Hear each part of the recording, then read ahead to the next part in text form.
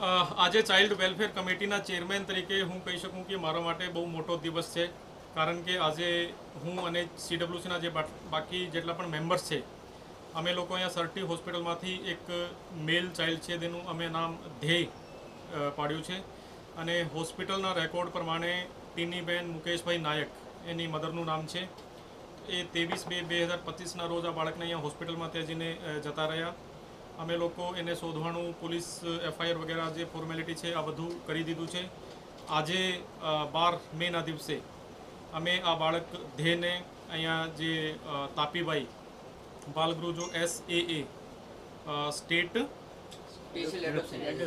Adoption agency છે એમાં લઈ જવા માટે અહીંયા હોસ્પિટલમાં આવ્યા છે. અને પછી કાલે ન્યૂઝપેપરમાં એડવર્ટાઇઝ આવશે.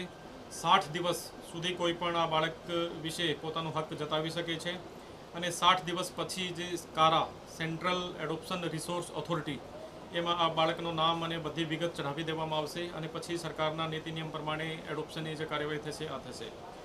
સો કલેક્ટર તરીકે અને CWCના ચેરમેન તરીકે હું કહી શકું છું કે મારા માટે પણ બહુ આજ સારો દિવસ અને સારા અઠવાડિયાની શરૂઆત થઈ છે. અને હું કોશિશ કરી કે હું પોતે બાળકને લઈને ત્યાં તાપીભાઈ વિકાસ ગૃહમાં મૂકીને આવીશું, અને ખૂબ જ સરસ દિવસ છે મારા માટે.